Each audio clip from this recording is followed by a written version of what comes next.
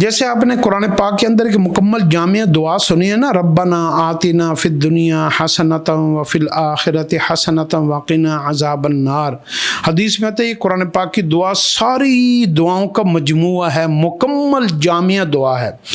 ایسے ہی حدیث میں بھی ایک جامع دعا ہے، اور جیسے ہم نے قرآن کی وہ دعا یاد کی، اگر آپ حدیث کی بھی یہ دعا یاد کر لیں تو آپ کو دونوں کا مکمل خیر اور بھلائی اور مکمل پھل مل جائے گا۔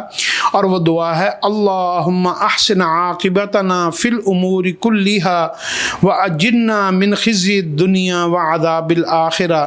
اللہم احسن عاقبتنا فی الامور کلھا واجرنا من خزی الدنیا وعذاب الآخرہ۔